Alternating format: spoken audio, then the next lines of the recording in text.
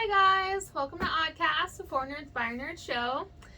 I'm Paige, and these are my co-hosts, Cien and Joe, and we are here to talk to you about Suicide Squad, the second Suicide Squad. They just came out. So I guess The Suicide Squad. The Suicide Squad, not to be confused with Suicide Squad, but Because, you know, there's such different titles. Hugely vast differences, vast. Or my favorite is the Suicide Squad and then the year, so that people know what you're talking about. yeah, Suicide Squad. Not The to be Suicide confused Squad. with Suicide Squad. I don't even remember when the other one came out. I don't either. 2018? Something like that. It's kind of like the Olympics, where it says the 2020 Olympics, but being held in 2021, just a little weird. Yeah, But- not wrong, not wrong. All right, so Shit happens. we're gonna give you our take on it, our hot take, real quick, and then we're gonna dive into spoiler stuff. So you've got at least 2 minutes of us talking before spoilers. So I'm going to start off with, it's great to see that DC was like, you know what, we tried to imitate Guardians of the Galaxy with that first one. We might as well just get the guy who did Guardians of the Galaxy to do this one.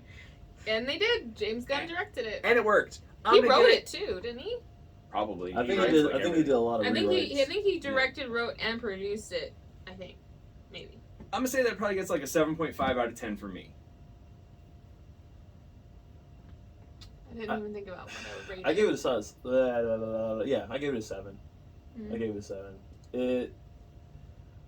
There were some really corny moments, but overall it was pretty dope. I mean, I give it a 7.5. It is ultra, and I mean ultra violent, but guts and brains everywhere. I mean, it's true. It is very violent. The very beginning of it, it set the tone for the whole rest of the movie. It did.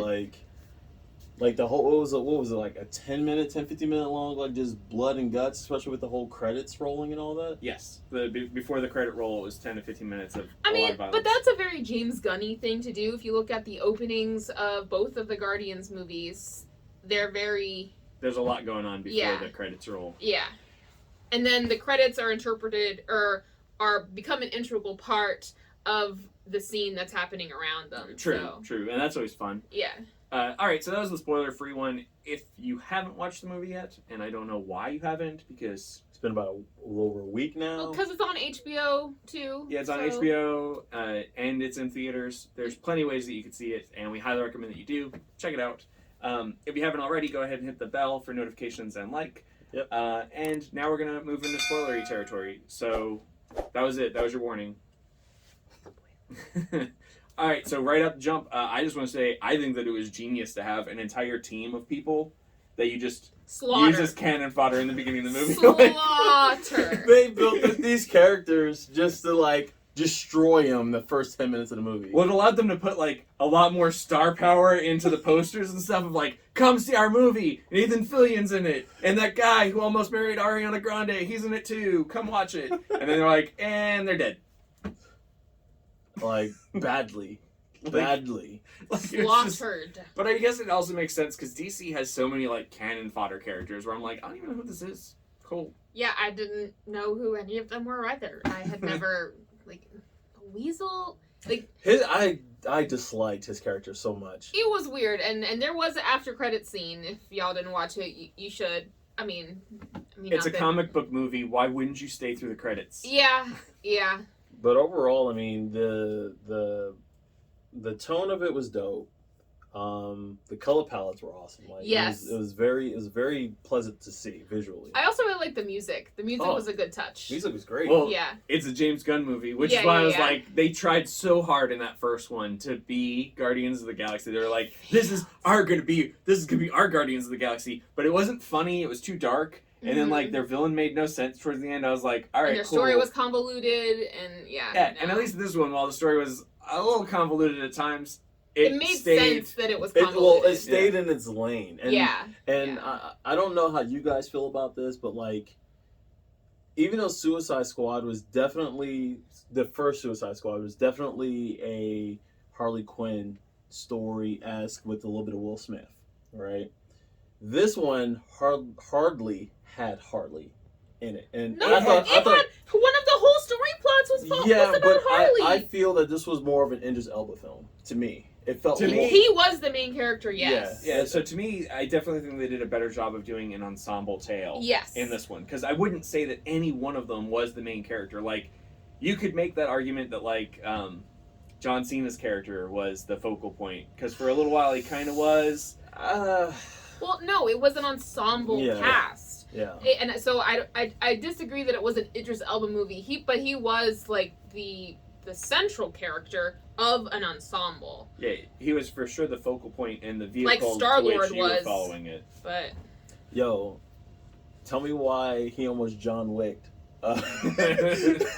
He almost John Wicked her, like, with that pencil. With the quickness. You barely saw him grab that pencil before it was already up to her neck. and I loved when they took that golf club to her face. That was amazing. Yes. Man, she dropped like that was great. That rocks, That made me happy. I felt like that was an important scene for them to have done. It was good. Because that bitch crazy. And what's funny was that even though her little office team had very, like, it was brief overall compared to the movie, I think they all were great. Each one of them, especially the guy. Yeah, they developed those characters just as much. Like, Yeah. and that's what I like about James Gunn's director style is that it's not just like, here's this one thing. He'll highlight every character. He's like, here, these are the things, these are the pieces. And I will say this, DC finally did something they have not been able to do in the entire time that DC Extended Universe has been. So, as everybody knows, DC is actually responsible in the comics for a lot of stuff. But Marvel put them to the screen first, so you get to say, oh, well, it's kind of Marvel's shtick. Like, Thanos, like, it's hard to have Darkseid now because it's like, oh, who's this Thanos type knockoff? character. Yeah, and then, like, you bring in Deathstroke or any of that stuff, and it's like, I've already seen this. Deadpool or But whatever. When Marvel finally gets Squirrel Girl out the gate, people are going to be like, who's this rat catcher knockoff? We don't know if they're going to do Squirrel Girl, actually. That may be just a little too weird for the for the theme that Marvel has. It might have been prior to the multiverse, but now you've got multiverse, isn't Squirrel you can do Girl whatever you want. in the Fox show? The Marvel Fox show? Isn't it like just focused on her? I don't think so. If it is, it's animated. I No, don't know. the live action one. I don't remember. I think it is. I think so. If you guys know what it is, put it in the comments. But I believe one of the New Mutants, or one of the Fox shows had Squirrel Girl in it. So. All I know is Anna Kendrick said she would totally play Squirrel Girl. So. All right, so then King Shark, I thought was a fantastic character. Naoe was cool. Did not even realize it was Sylvester Stallone until well after the fact. Kind of the same way with Groot. If you'd have told me that it was Vin Diesel, I'd have been like, oh yeah. At least with Rocket, I was like, oh, that's Bradley Cooper. But like everybody else was like, yeah, I didn't realize it was Stallone. I was like, so he's like crossing the Marvel and DC line there. A lot of them are. Like, and I think that's fun is like a lot of people can like do both. As is always the case, Margot Robbie totally shines as Harley Quinn. Yes. She's perfect. like, she's perfect. She rocks it. The only thing that's missing is Ivy. I'm just waiting for Ivy to show up. That would be awesome. I think it's coming. I think it's down a pipeline. I think they just have to clear it through the head board members of their storyline to make sure that they're Do okay they have with that? I feel like DC doesn't have that. Well, whatever they do like have right? is convoluted as fuck. It seems like they don't. But no, that whole story with her about to get married kind of thing, and then she just shot the guy. That was awesome. Her explanation on why she shot him is because when she saw red flags to kill him, like just to kill him. I made a promise to myself. that like, monologue right. was awesome. That was great. That was a really good. Honestly, I think that was probably one of my favorite scenes in the whole movie. That was awesome. I really like who is Milton. No, that was also really good. Did you see the Facebook post? Like, Yes. people were posting the actor who plays Milton, and it's like, we need to remember this guy. Like, this is the guy to remember. I like the subplot of the javelin and figuring out what it's for. Yes. I was like, touche. You took something that was relatively dumb and just there as a throwaway, and you made it into like part of the story. Yeah. Well, I mean, that's part of what makes good storytelling is bringing back all those things, like the weasel at the end, and had other examples, and now they have fluttered away. Just from my kind of head. floated out of your head. But they had several callbacks to different things, which I felt was it's really good. It's And unlike with the first one where you're left wondering why didn't they call in the Justice League, in this one you're like, oh, because they wouldn't have needed the Justice League until the 11th hour. and the Suicide Squad was already there, and they weren't even ordered to do anything. Yeah, they were told to leave. Yeah, so it makes sense that the Justice League didn't show up. Unlike in the first one, where you're like, so this entire city is taken over by like a weird sorceress zombie thing, and the Justice League is just like, you guys got it. And you know that Batman exists in the world because it's an entire part of Harley's story. It's weird. But in this one, at least, you're like, oh, well, the Justice League wouldn't have known. All right, cool.